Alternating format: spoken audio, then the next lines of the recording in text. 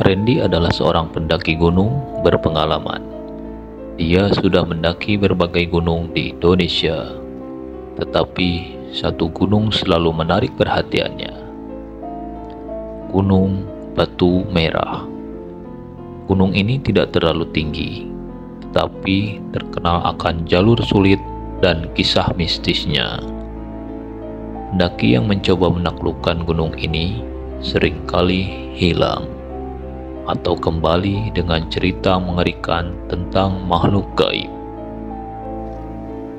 Temannya, Tony, peringatkan Randy, gunung itu bukan untuk dicoba, Ren. Banyak yang gak balik, ujar Tony dengan nada serius. Namun, Randy hanya tertawa kecil. Aku gak percaya hal kayak gitu. Lagi pula, bukannya kita sudah mendaki gunung yang lebih ekstrim. Akhirnya, Randy memutuskan mendaki gunung Batu Merah sendirian. Dia merasa yakin bisa mengatasi tantangan. Meskipun firasat aneh mengganggunya malam sebelum keberangkatan. Dalam tidurnya, ia bermimpi berada di tengah hutan lebat. Ada seorang pendaki wanita dengan wajah pucat berdiri memunggunginya. Ia hanya menunjuk ke arah jalur gelap di depannya sambil berbisik, "Jangan ke sana." Meski dihantui mimpi itu, Randy tetap berangkat. Perjalanan dimulai dari desa kecil di kaki gunung. Warga sekitar tampak enggan memberikan informasi detail tentang jalur pendakian.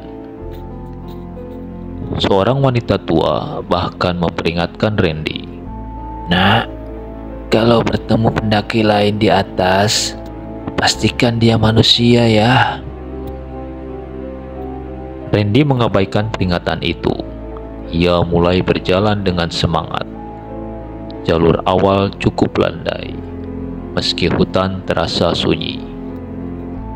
Tidak ada suara burung, hanya gemerisik dedaunan yang dihempas angin.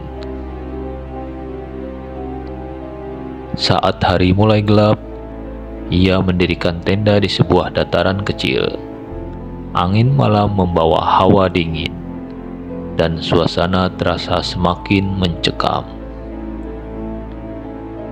Ketika Randy sedang memasak makanan ringan, suara langkah kaki terdengar mendekat. Ia menoleh dan melihat seorang pendaki lain muncul dari kegelapan. Pendaki itu seorang pria dengan jaket merah, lusuh dan ransel yang tampak sudah lama. "Hai, kamu sendirian juga?" tanya pria itu. Randy mengangguk, merasa senang ada teman berbicara. "Iya, ini pendakian solo pertamaku di sini. Kamu sendiri juga?" Pria itu tersenyum samar. "Sudah sering ke sini. Nama saya Jaka." Mereka berbicara panjang lebar hingga larut malam.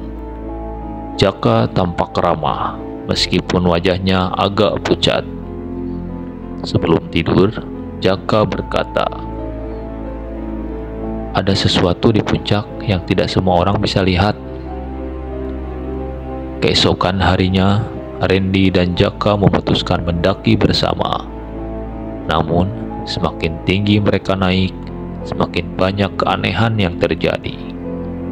Beberapa kali, Randy merasa seperti diawasi. Tetapi, setiap kali ia menoleh, tidak ada apa-apa. Pada satu titik, mereka menemukan tenda robek di tengah jalur. Di dalamnya ada peralatan pendakian yang sudah berkarat, seolah-olah ditinggalkan bertahun-tahun lalu. Anehnya, tenda itu terlihat masih baru dari luar.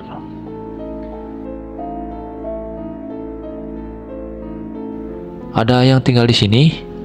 Tanya Randy. Jaka hanya menggeleng. Wajahnya tampak serius. Mungkin kita harus lanjut. Tempat ini tidak baik untuk berhenti lama. Malam itu, mereka kembali mendirikan tenda di dekat sebuah tebing kecil.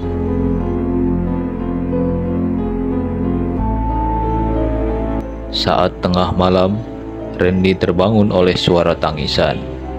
Ia keluar dari tenda dan melihat Jaka berdiri memunggunginya. Ia keluar dari tenda dan melihat Jaka berdiri memunggunginya, menghadap ke arah jurang. "Jaka, kamu kenapa?" tanya Randy dengan suara gemetar. Namun, Jaka tidak menjawab. Tubuhnya berdiri kaku, dan tangannya menunjuk ke arah kegelapan.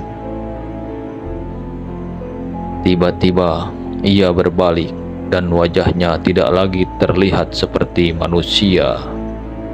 Matanya kosong, kulitnya pucat seperti mayat.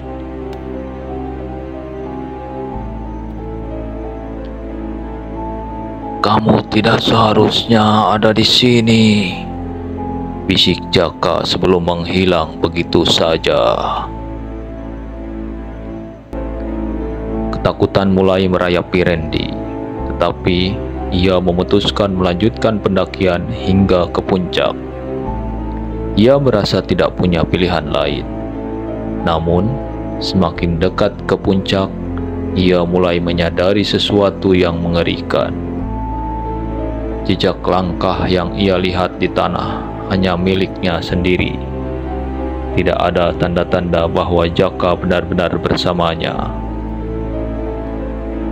Ketika akhirnya ia mencapai puncak, Randy menemukan sebuah batu nisan tua dengan tulisan kabur.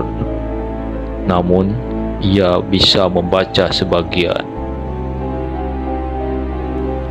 Dan tulisan itu bertuliskan, "Jaka, pendaki yang hilang, 1996. Seketika itu juga, udara menjadi dingin dan kabut tebal menyelimuti sekitarnya. Randy mendengar suara langkah kaki mendekat dari belakang. Ia tidak berani menoleh, tetapi suara Jaka terdengar jelas di telinganya. "Aku bilang jangan ke sini." Keesokan harinya, tim SAR menemukan tubuh Randy tergeletak di dekat puncak Gunung Batu Merah. Wajahnya membeku dalam ekspresi ketakutan, dan di tangannya terdapat selembar foto lama yang ia genggam erat. Foto itu menunjukkan seorang pria dengan jaket merah. Jaka namanya. Hingga kini, tidak ada yang tahu apa yang sebenarnya terjadi di Gunung Batu Merah. Namun, satu hal pasti, Randy bukan pendaki terakhir yang bertemu dengan Jaka.